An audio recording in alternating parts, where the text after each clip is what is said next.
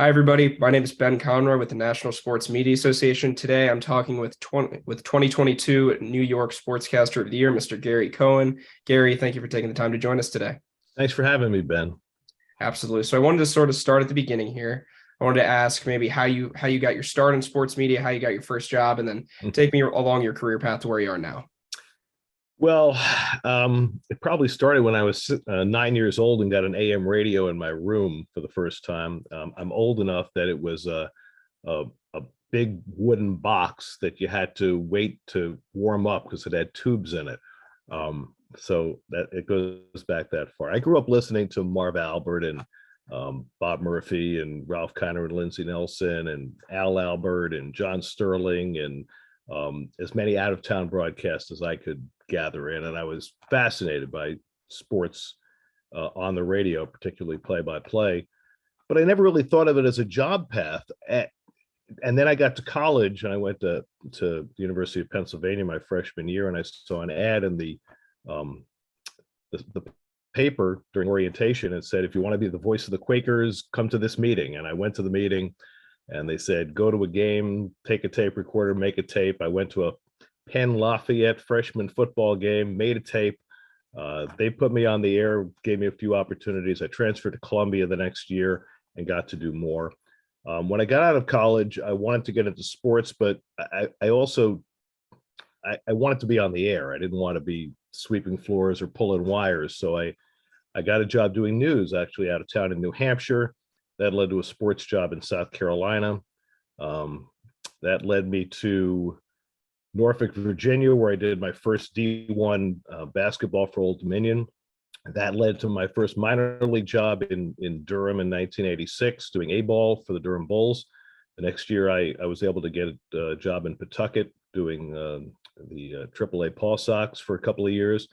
And then in 1989, I was able to come full circle and get home, and I got the job with the Mets. And I've been there ever since. 17 years on the radio, 17 years on television, and so this is going to be year 35 coming up. Wow, what a long and decorated career. Congratulations on that. With covering so many different teams and so many different storied franchises, what are some of your favorite moments or memories that you have over the years? Well, I've got a lot of them. I mean, with the Mets, my most treasured memory is the 1999 season. I arrived in 1989, and the Mets were coming off the best 4-year stretch in franchise history.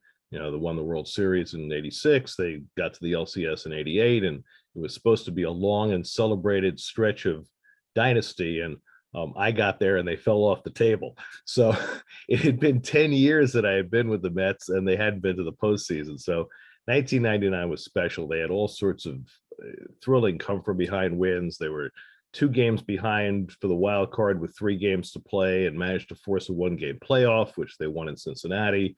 Pulled out a dramatic postseason series against the Diamondbacks on Todd Pratt's home run, extended their series against the Braves with Robin Ventura's grand slam single, and just fell short in extra innings in Game 6. But that year, the totality of it really is my best memory. Absolutely. I'm sure it was refreshing to break the drought there. Yeah. So if you had advice for a young person or a college student, trying to crack into the world of sports media and get that first job, what advice would you give them? Well, I don't know about the totality of sports media. I really only know about play-by-play because that's kind of what I do. I would say the best thing for any person who wants to do play-by-play is to first think about radio, because if you can garner the skills for radio, you can develop the skills for TV, because radio is obviously a whole lot harder. You're painting pictures with words. So you grab a tape recorder, you go to any game, high school game, college game you're watching on TV, get a couple of rosters and stat sheets and just start talking and try to figure out what it is that you want to say and how you want to say it and the terminology you want to use, and then listen to it. And it'll be horrible the first time out and the second time out and the third time out, but you keep doing it, you keep listening, you keep thinking about what you can do better, And when you get to the point where you can stand listening to yourself, then you ask somebody who has some knowledge of the subject to critique it, and then you go back and you do it again and again and again and again. And that's really the only way to learn how to do play-by-play. Nobody can teach you how to do it in a classroom. People can give you pointers, but you have to be yourself. You have to develop your own style. You have to figure out your vocabulary and how you can use it and best paint a word picture. The TV side of it, frankly, is more about just knowing how to look on camera and how to look into the lens and figure out how to communicate with people. But that part is easy compared to the art of trying to find your own voice doing play-by-play. Absolutely. Good advice there. I wanted to ask about this award. As somebody who's, dedicated so much of your life to play-by-play in the world of sports media, what does it mean to have your work recognized by your peers in this way with the Sportscaster of the Year award? Well, New York is different from most other states in that regard. You're competing against the best in the world. You're talking about Mike Breen and Ian Eagle and some of the Sam Rosen and some of the greatest sportscasters in history. Bruce Beck, who does such an incredible job in the studio and has won this award many times. So, any state award is gratifying, but to win this award in New York State at any time with the competition that you compete against on the airwaves every day is rather phenomenal. Absolutely. And obviously, it's a new year, new Mets season coming up. Is there anything that excites you about covering the team this year? Anything you're looking forward to? Sure. They won 101 games last year. People remember how it ended in the first round against the Padres, but this team was so much fun to watch last year. And I don't know if they've improved this year, but I think they've at least stayed the same. They seem to replace all of the parts that they lost with equal or better parts. Jacob deGrom leaves, they get Justin Verlander.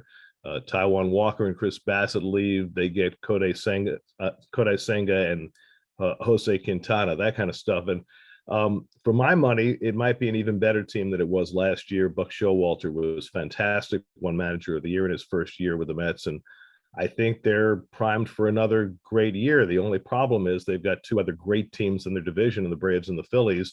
So it should be another bang-up division race. Absolutely. My last question here: you've talked about New York, what a fantastic place it is for sports media. Some of the incredible people working in the city. What's your favorite part about covering the Mets and being in the world of sports media in New York? Well, my favorite part about covering the Mets is that I've been watching them since I was 6 years old. I mean, I live a dream come true, right? Everybody who does play-by-play aspires to get to the major leagues in whatever sport they prefer. But for me, it's a labor of love. I mean, I didn't have to learn the history of the Mets when I got here. I kind of lived the history of the Mets, having watched them since 1964. So to me, that's the best part of it for me. And I'm a New York kid. This is what I know. I worked out of town to try to get back here. I was able to do that. And, 35 years later, here I still am. Absolutely. Gary, thank you for taking the time today. Congratulations on this award and a fantastic career, and all the best going forward. Thanks very much, Ben. I appreciate it. Absolutely.